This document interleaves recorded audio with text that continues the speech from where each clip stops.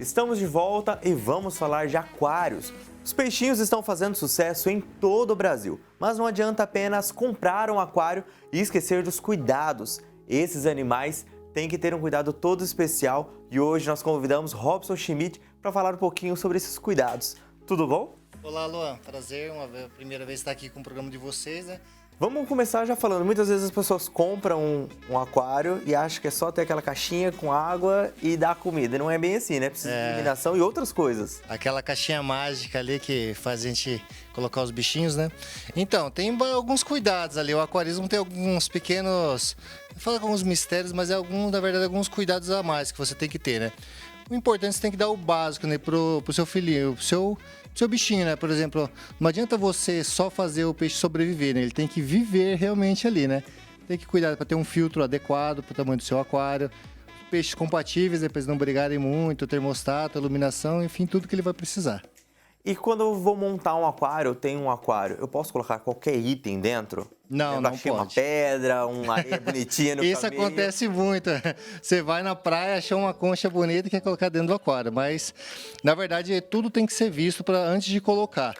Tem alguns produtos que você pode colocar depois de fazer um tratamento nela, entendeu? Igual eu comentei da concha ali. Se você colocar uma coisa por acaso que você achou na rua, pode ter parasita, pode ter alguma doença, ou ele pode totalmente atrapalhar o seu sistema, né, aumentando muito o seu pH ali, ser incompatível com a fauna que você tem ali dentro.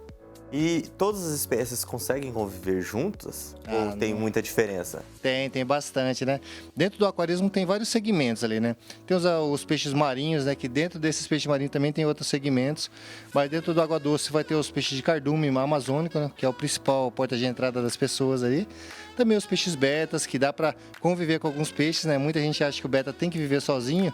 Mas se você tiver um aquário de um tamanho razoável, você pode ter ele junto com outros peixes, sim.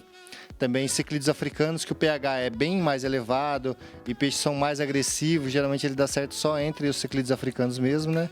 Entre outros, né? Ou senão um peixe maior que cresce muito. Você viu na loja ele pequenininho, tá animado para levar para casa, depois vê que ele vira um monstrinho lá no seu aquário. Por isso que é bom, então, dar uma estudada antes de escolher qual peixe ou qual animal você vai ter dentro do aquário, né? Não, isso que você falou foi sensacional. É bem isso mesmo, Luan.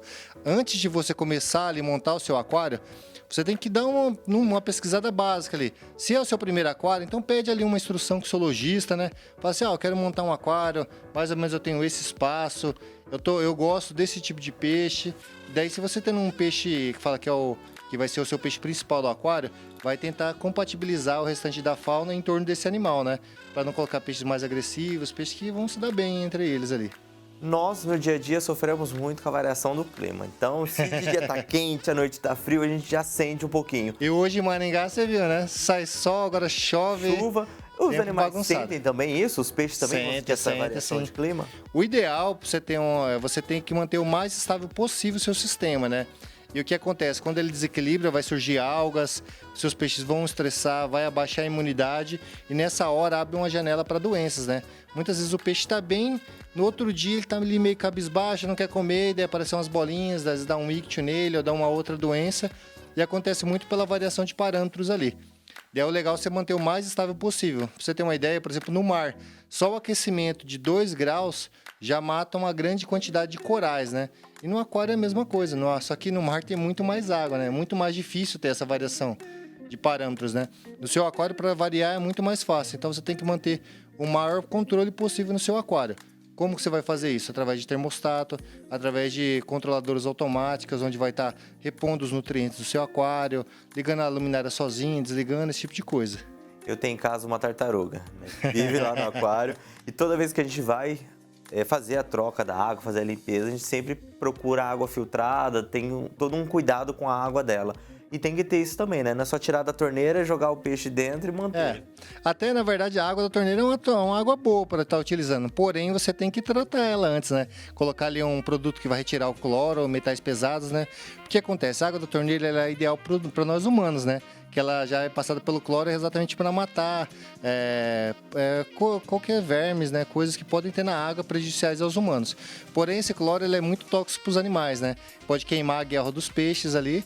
Você utilizando um produto que vai inibir esse cloro, cloramina, esses outros metais pesados, ele vai estar uma água própria para os peixes de água doce.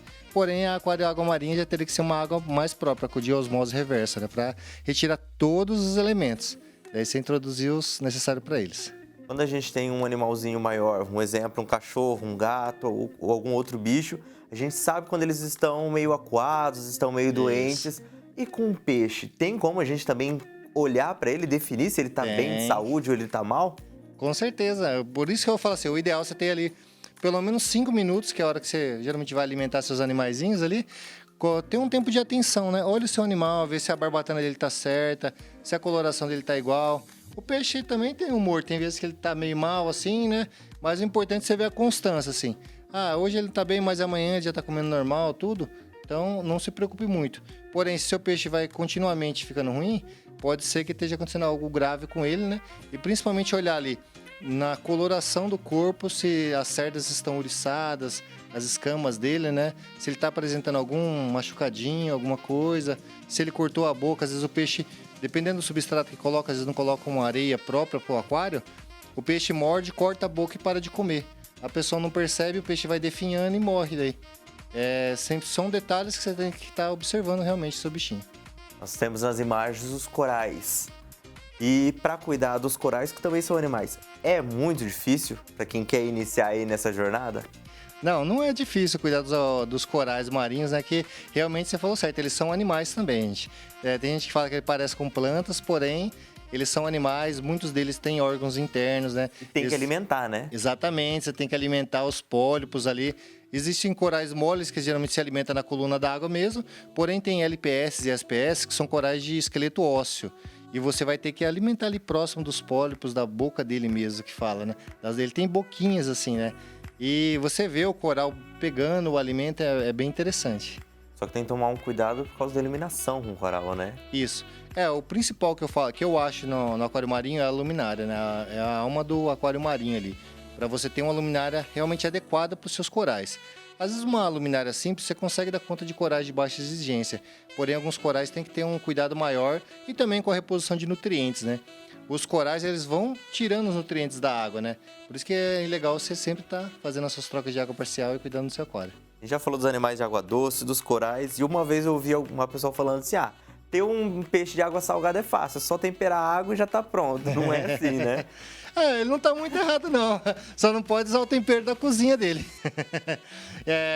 Você fazendo ali só a troca parcial, né? A cada 15 dias ou cada 30 dias, né? Dependendo do seu costume. Olhando realmente os parâmetros, né, que você comentou, da gente não deixar, né, a água oscilar muito a temperatura, né? E também, principalmente, com a agressividade dos animais, né? Ver animais compatíveis. O que acontece também, você tem que sempre estar observando. Que às vezes um peixe tão tranquilo hoje, mas daqui 2 meses começar a brigar e tal, daí às vezes é interessante separar esses animais para um não acabar matando o outro. Na água salgada, tem que pegar uma água específica ou a gente consegue fazer esse tratamento com a que nós temos em casa mesmo, a água doce?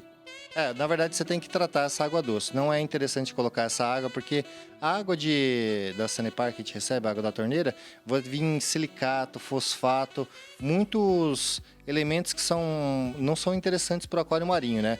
Vai surgir, ocasionar muitas algas no seu aquário e vai ter um desequilíbrio muito grande no seu sistema.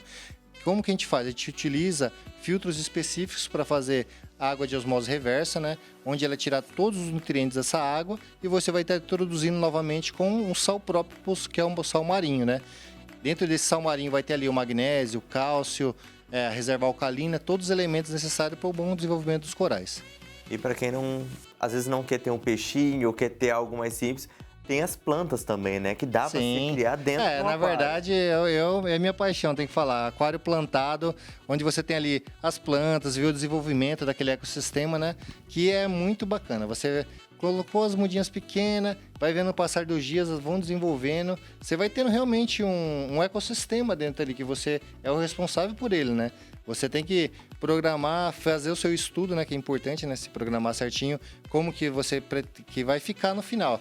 É um exercício meio complicado. Para quem gosta de né? vasos e plantas é um desafio novo, né? Também. Tem um aquário ali só com vegetação. Com certeza, quem gosta de jardinagem, a parte de paisagismo também vai gostar de aquapaisagismo, que é bem interessante. Inclusive tem uma fusão dos dois, que é os paludários, onde uma parte tem um aquário embaixo, porém tem plantas emersas também. Plantas igual essas assim, ficam fora da água.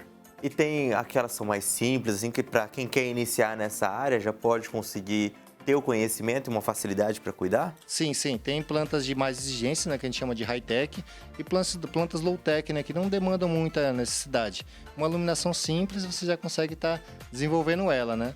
E vai estar ali fazendo plantio normal ou com substrato simples. Existe substrato férteis que já vão agregar um pouquinho mais de nutrientes para essas plantas desenvolverem melhor, né? Mas não é muito complicado, não. Para quem quer conhecer mais sobre aquários, pode estar entrando em contato com você? Como é que funciona? Sim, sim. Somos da loja Rede dos Aquários, né? Estamos ali na Joaquim Duarte Moleirinho, próximo ao Bosque 2. Pode entrar em contato com a gente, que a gente vai fazer uma consultoria para auxiliar realmente para montar o aquário. O que a pessoa precisar, pode contar com a gente. Muito obrigado. Beleza, Luan. Eu que agradeço mais uma vez.